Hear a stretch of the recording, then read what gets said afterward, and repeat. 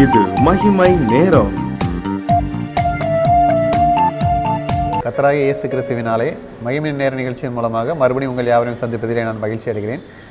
கர்த்தராகிய இயேசு கிறிஸ்துவுக்கு நான் நன்றிகளையும் மேன்மைகளையும் செலுத்துகிறேன். இந்த நாட்களிலும் நாம் லெந்து நாட்களுக்குள்ளாக இருக்கிறோம். இந்த நாட்களிலே நாம் நம்முடைய வாழ்விலே நாம் சில காரியங்களை நாம் சீர்தூக்கி பார்க்க வேண்டும். நாம் வாழ்கின்ற வாழ்க்கையிலே நம்முடைய எண்ணங்களை நாம் சீர்தூக்கி பார்த்து நம்மிடத்தில் காணப்படுகிற தேவையற்ற காரியங்கள், தவறான காரியங்களை விட்டு நாம் மனம் திரும்பி இயேசுவை நாம் பற்றி கொள்ளும்படியாக இந்த நாட்கள் நமக்கு கொடுக்கப்பட்டிருக்கிறது.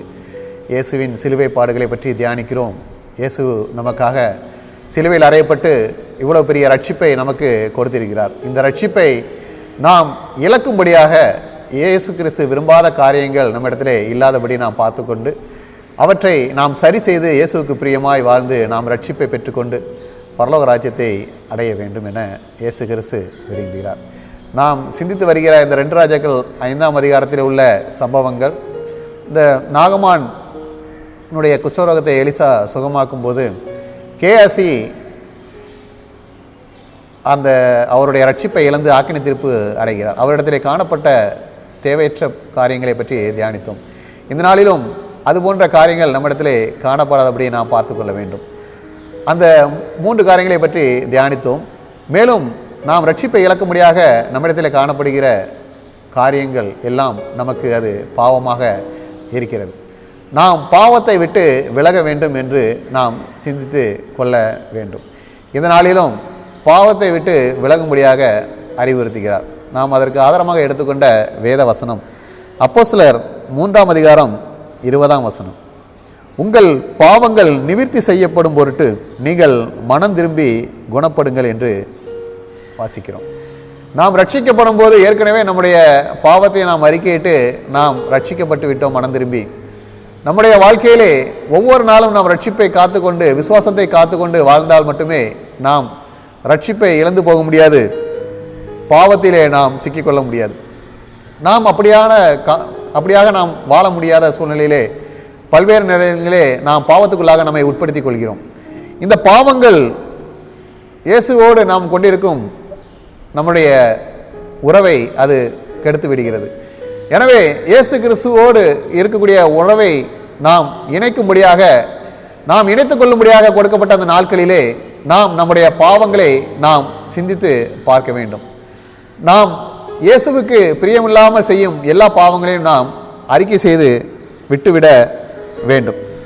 இந்த பாவம் என்ன செய்யும் என்றால், இந்த பாவம் நம்மை இயேசுவின் சமூகத்தை விட்டு விலகும்படியாக தீவிரித்து செல்லும்படியாக சென்றுவிடும். இங்கே வேதாகமத்திலே அவர் கேயாசி பாவம் செய்யும்படியாக எத்தனிக்கும் போது எலிசாவின் சமூகத்தை விட்டு தீவிரித்து செல்கிறார். பாவம் நம்மை தேவனுடைய சமூகத்தை விட்டு விலக செய்துவிடும். நாம் பாவம் செய்யும் போது இயேசுவை நெருங்கவே முடியாது. ஏனென்றால் நாம் பாவம் செய்யும் போது இயேசுவை தேட முடியாமல் செய்துவிடும். நாம் பாவத்துக்குள்ளாக இருக்கும்போது இயேசுவை விட்டு விலகி விடுவோம். நம்மால் ஜெபம் பண்ண முடியாது, நாம் எவற்றையும் நாம் இயேசுவுக்கு பிரியமாக செய்ய முடியாது. நாம் வாஞ்சிப்போம், நாம் செய்ய வேண்டும் என்று நினைப்போம், ஆனால் நம்மளால் எதுவுமே செய்ய முடியாது. ஜெபிப்பவர்களாக அதிக நேரம் ஜெபிப்பவர்களாக இருப்போம், உபவாச கூட்டங்களிலே பல நேரங்களில் கலந்து கொள்கிறவராக இருப்போம். ஆனால் நாம் பாவம் செய்யும் போது நாம் அதிகம் ஜெபிக்க முடியாது, அதற்கு தடைகள் வரும். நாம் இதுபோல கூட்டங்களிலே கலந்து கொள்ள முடியாது, நாம் அதை வேண்டாம் என்று நினைத்து விடுவோம். எனவே பாவம் நம்மை இயேசுவை விட்டு பிரிக்கும். எனவே அந்த மாதிரி பாவம் இல்லாதபடி நம்மை பார்த்து கொள்ள வேண்டும். இரண்டாவது, பாவம் என்ன செய்யும் என்றால், அது அந்த பாவம் வெளியரங்கமாக இல்லாதனால் அது நம்மை ஆக்கினை தீர்ப்பு அடையும்படியாக செய்துவிடும். 2 ராஜாக்கள் 5:24 பார்க்கிறோம், கேயாசி அதை அவர்கள் கையிலிருந்து வாங்கி வீட்டிலே வைத்தான் என்று பார்க்கிறோம்.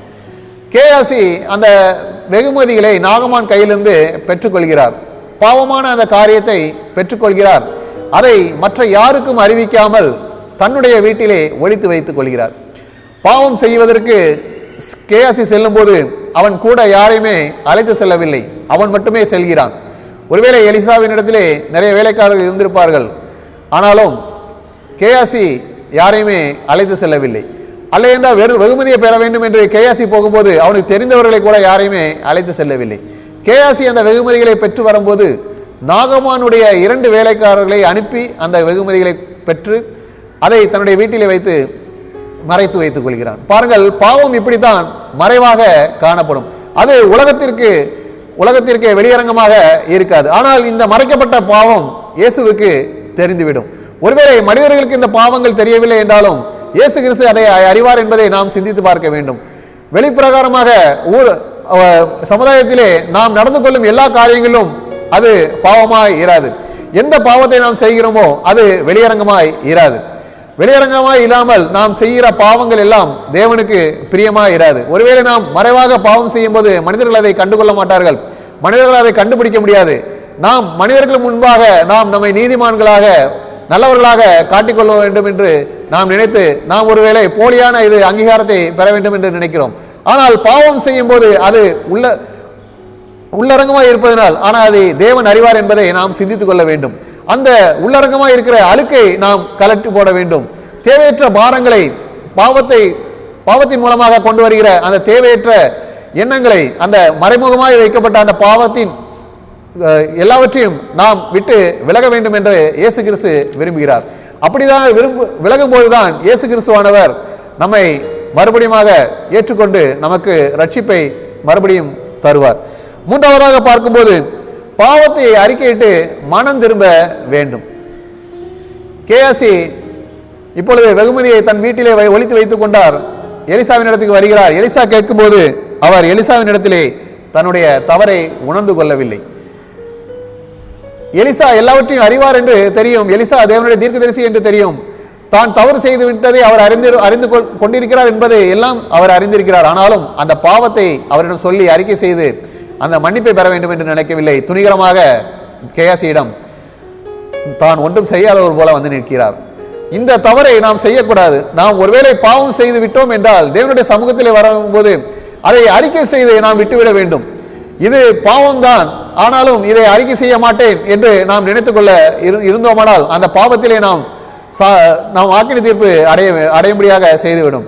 இயேசு கிறிஸ்துவனுடைய ஆலயத்துக்கு வரும்போது, இயேசுவின் சமூகத்திலே வீட்டிலே காத்திருக்கும் போது, எந்த சமூகத்திலே நாம் ஜெபத்தை ஏறெடுக்கும் போதும் நம்முடைய வாழ்விலே பாவம் காணப்படுமாண்டால், மறைவான பாவம் காணப்படுமாண்டால், எந்த ஒரு பாவமாக இருந்தாலும் அதை இயேசு கிறிஸ்துவனுடைய அறிக்கையிட்டு நாம் அதை விட்டுவிட வேண்டும்.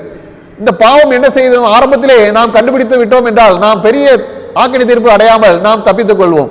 இந்த பாவம் நமக்குள்ளாக வரும்போது இயேசுவை விட்டு நாம் விலகுகிறோம் என்று நாம் நினைக்கும் போது முதலாவதே நாம் அதை அறிக்கை செய்து விட்டுவிட வேண்டும். இல்லை என்றால் பாவம் மிகப்பெரிய மறைவான பாவத்தை செய்து சொல்லி நம்மை ஆக்கினை தீர்ப்பு அடையும்படியாக செய்துவிடும். எனவே இந்த காலங்களிலும் பாவத்தை நம்மை விட்டு விலக்கி விடுவோம். பாவம் நம்மை இயேசுவை விட்டு விலக்கிவிடும். எனவே பாவத்தை நம்மை விட்டு விலக்கி இயேசு கிறிஸ்து நமக்கு காட்டிய வழியிலே நடக்கும்படியாக நாம் தீர்மானிப்போம். நாம் வாழும் வாழ்க்கையிலே பாவம் செய்யாமல் வாழ்வது நமக்கு சவாலான வாழ்க்கை தான். ஆனாலும் இயேசு கிறிஸ்து நம்மோடு இருக்கும்போது, அவர் எவ்வாறு இந்த உலகத்திலே வாழும் போது பாவம் இல்லாமல் வாழ்ந்தாரோ, பாவத்தை மன்னிக்கிறவராக வாழ்ந்தாரோ, பாவம் அவரை மேற்கொள்ளாதபடி பார்த்து கொண்டாரோ, அதுபோல நாமும் பாவம் செய்யாதவர்களாக இயேசு கிறிஸ்துவனுடைய பலத்தை கொண்டு வாழ முடியும். சூழ்நிலைகள் பாவம் செய்யும்படியாக சூழ்நிலைகள் காணப்பட்டாலும் அந்த சூழ்நிலையிலும் இயேசு கிறிஸ்து நம்மோடு இருந்து அந்த சூழ்நிலையிலிருந்து நம்மை மீட்டு கொண்டு வர முடியும். எனவே இயேசு கிறிஸ்துவை முன்வைத்து ஒவ்வொரு நாட்களும் நாம் நடக்கும்போது பாவம் நம்மை மேற்கொள்ளாது. எனவே நம்முடைய வாழ்க்கையை நாம் சிந்தித்து பார்க்க வேண்டும். ஒருவேளை நாம் பாவம் செய்து அந்த அந்தரங்கமான பாவத்திலே இருப்போமானால், தேவனுடைய சமூகத்திலே வந்து அதை அறிக்கையிடாமல் இருந்திருப்போமானால் இயேசு கிறிஸ்து நம்மை அழைக்கிறார். நாம் அப்படிப்பட்டதான பாவங்களை நம்மை விட்டு விலக்கி விடுவோம். இயேசுவின் சமூகத்தில் வந்து அறிக்கை செய்து அவர்களை விட்டு விலகி இயேசு கிறிஸ்துவனுடைய ரட்சிப்பை திரும்பவும் பெற்றுக்கொள்ளும்படியாக இந்த நாட்களை நமக்கு கொடுத்திருக்கிறார். இந்த நாட்களை நாம் பயன்படுத்திக் கொள்வோம். மறுபடியும் ரட்சிப்பை பெற்று பரலோக ராஜ்யத்தை நாம் சுதந்திரித்துக் கொள்ளும்படியாக இயேசு கிறிஸ்து மீதியான நாட்களில் நாம் ரட்சிப்பை காத்துக்கொண்டு வாழும்படியாக கிருபை செய்ய வேண்டும் என்று அவரிடத்தில் வேண்டிக் கொள்வோம். அப்படிப்பட்டதான கிருபைகளை தந்து அவர் நம்மை ஆசீர்வதிப்பாராக. ஆமேன். ஜெபம். இயேசப்பா, அந்த நாளிலும் நாங்கள் இவ்வளவு நாள் செய்து வருகிற பாவங்கள் எல்லாவற்றையும் உம்முடைய சமூகத்திலே அறிக்கையிட்டு நாங்கள் பாவம் செய்யாதபடி உம்முடைய ரட்சிப்பை காத்துக்கொண்டு உம்முடைய பலத்தோடு நாங்கள் வாழும்படி நீர் கிருபை செய்ய வேண்டுமாய் இயேசு கிறிஸ்துவின் மூலம் ஜெபிக்கிறோம் நல்ல பிதாவே. ஆமென்.